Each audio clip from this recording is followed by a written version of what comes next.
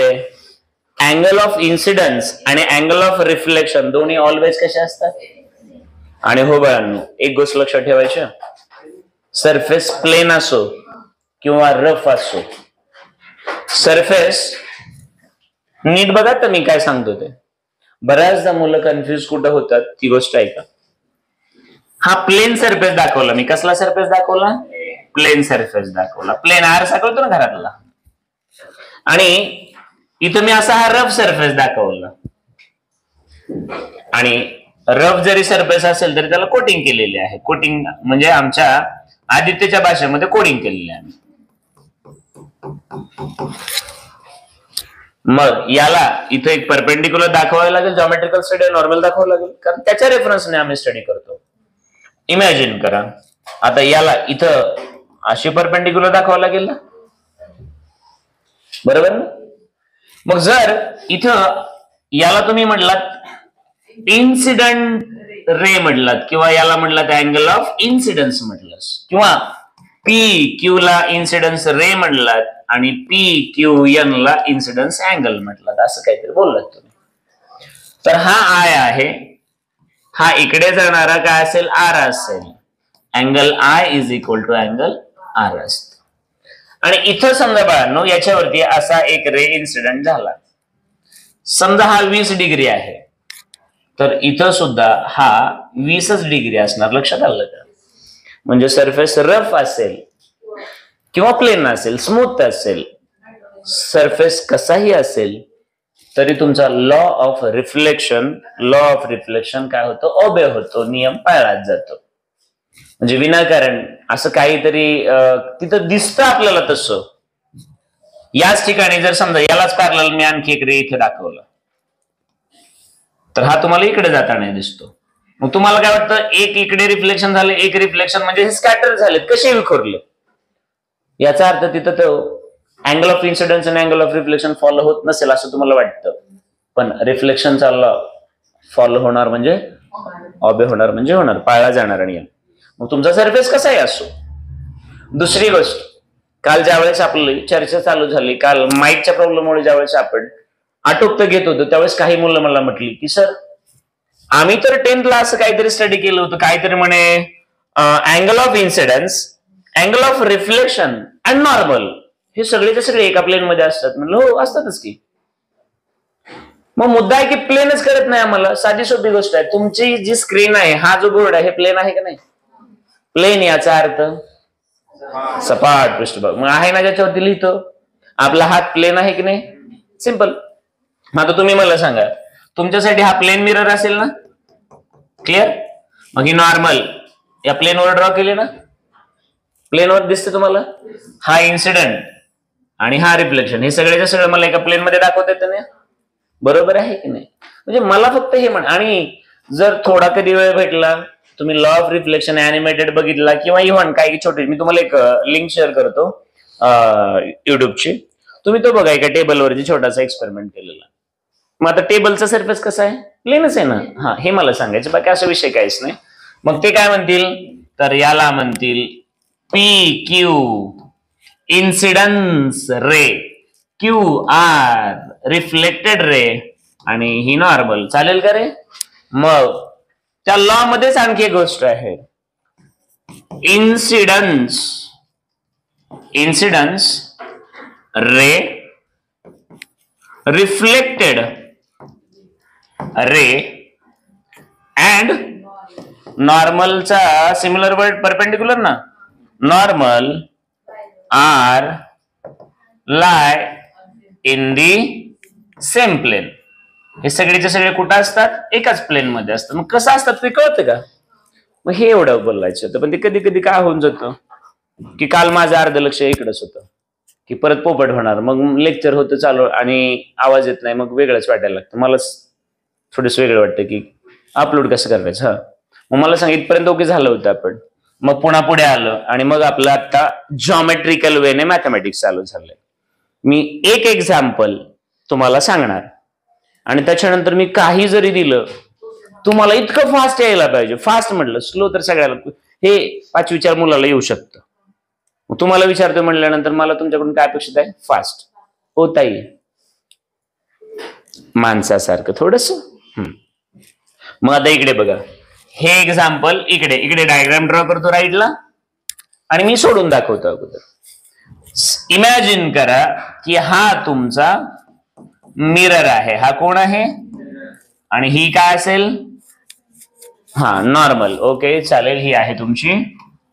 आता शांत डोक्याने बघायचं मी काय सांगणार आहे. मी कुठल्या वर्ड वरती वेटेज देतोय, कुठल्या शब्दाला महत्व देतो बघा. हा तुमचा काय असेल? Incident ray. आला आला आला आला आला. आता तुम्ही मला सांगा, हा जर आरसा नसता तर हा मिरर असा सरळ पुढे गेला असता ना?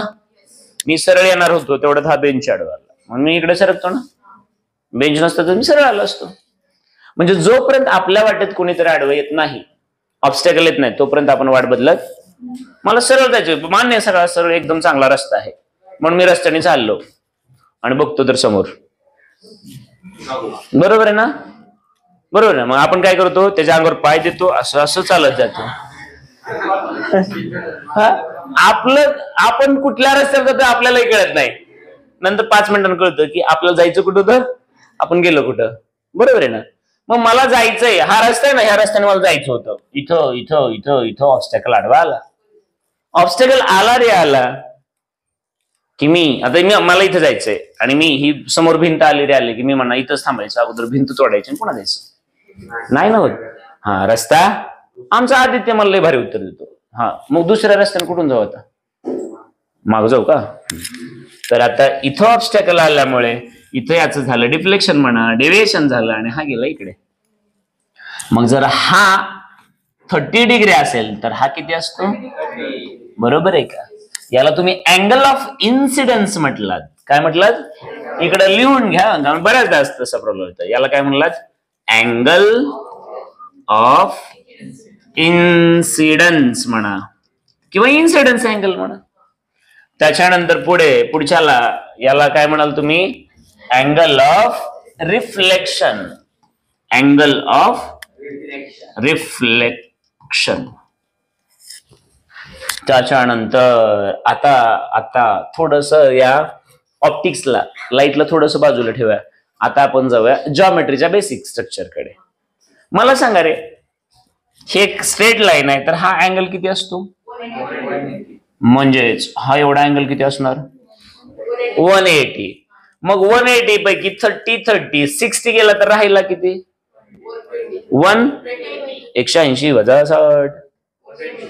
म्हणजे हा एवढा अँगल, हा इकडे बघा, हा एवढा अँगल, हा आला 120 डिग्री. पण ह्याला काय म्हणायचं? तर आता मला सांगा, रेला जायचं कुठं होतं? तर रेला इकडे जायचं होतं ना, पण मध्ये आडवा कोण आला? आरसा. म्हणून रे तिकडे वळाला, म्हणजेच त्याने रस्ता, म्हणजेच या रेच इन्सिडेंट, याला नाव देऊ आपण पी क्यू आणि इथं क्यू डॅश म्हणूया. चालेल का? मग पी क्यू कुठे जाणार होता? क्यू डॅश कडे जाणार होता. गेला का? कारण वाटे साप आडवा आला, त्याने रस्ता बदलला. जायचं इकडे, गेला तिकडे. मग चेंज इन डायरेक्शन झालं का नाही रे सोनांनो? काय झालं? Change in direction. त्याला म्हणायचं डेव्हिएशन होणे. काय म्हणायचं त्याला? कळलं का? आपल्यालाही आयुष्यामध्ये असं बरंच काय असतं बघ.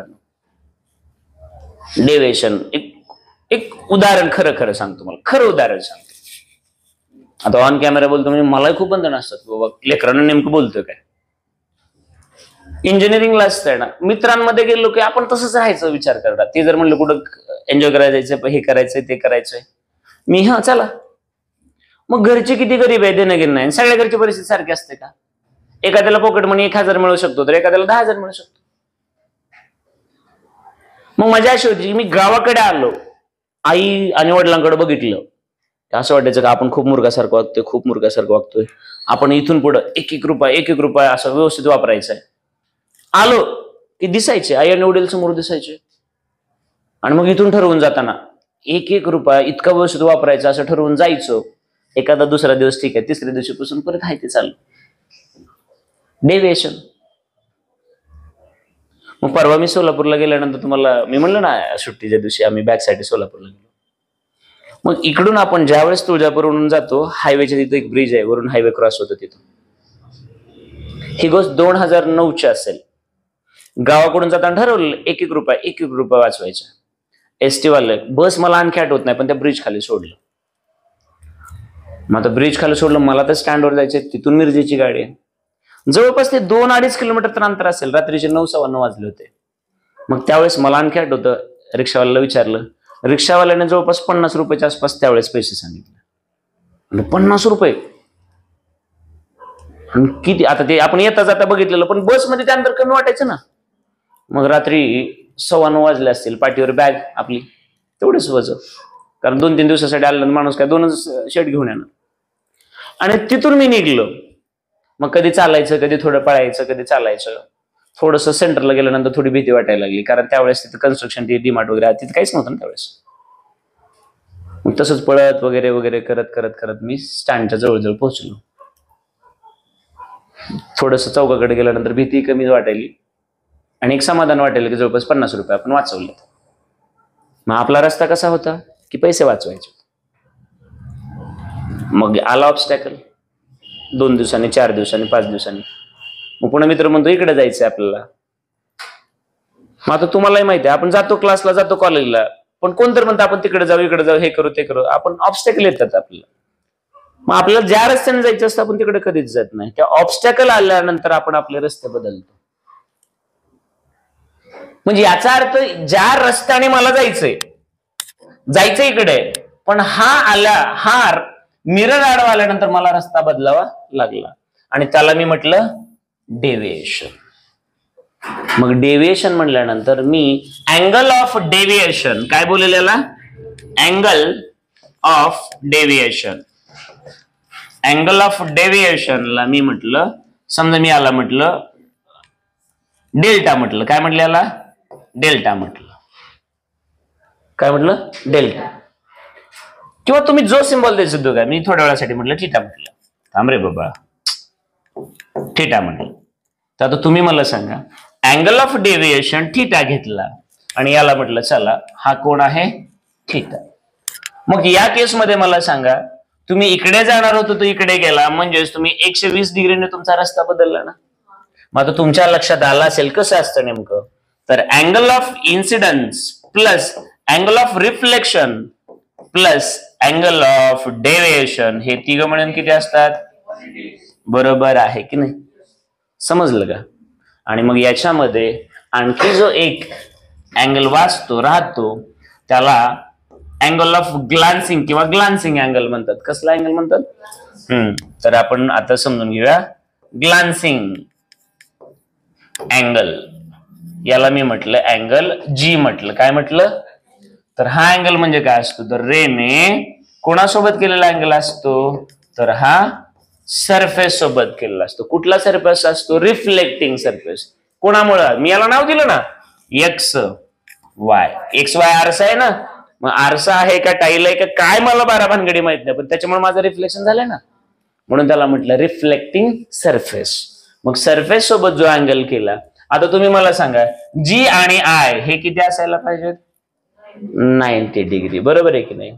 मग 1, 2, 3 आणि 4 पैकी कुठलाही एक अँगल तुम्हाला माहित असेल, कुठलाही एक म्हटलं मी, कुठलाही एक, तर तुम्हाला बाकी सगळे अँगल कळतात. एक एक्झाम्पल घेतलं, समजा तुम्हाला हा 30 माहिती आहे, तर हा 30 तर हा किती झाला, मग हे 60 गेलं की राहिलं किती, मग हा 30 तर हा 60 होईल ना रे, बरोबर आहे का, समजलं का आता.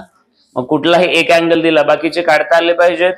ओके, तर चला आपण ठरल्याप्रमाणे मला सांगा, angle of glancing is equal to 45 degree सांगितला.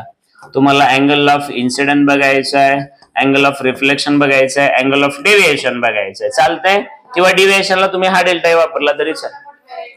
हा, व्हेरी गुड. हा पण असेल 45, हा पण असेल, आणि हा किती असेल, बरोबर आहे का. तर चला अँगल ऑफ डेव्हिएशन म्हणा, याला थिटा म्हटलं तरी चालेल. तर हा घेतला मी 100 डिग्री. काय किती घेतला, 100 डिग्री. बाकीचे तिन्हीचे तिन्ही अँगल कॅल्क्युलेट करा. अँगल आय सांगा, अँगल आर सांगा, अँगल जी सांगा. चला बरं फास्ट. Very good. 40 40 आणि हा 50.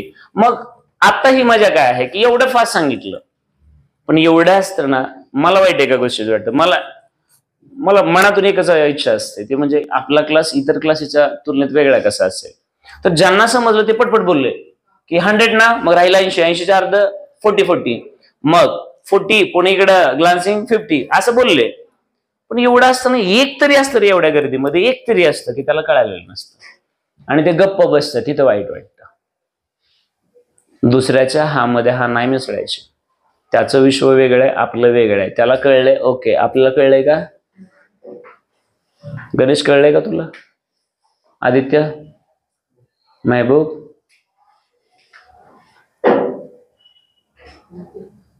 वैभवी, मागे वैष्णवी, पक्का? मग तरी पण इथं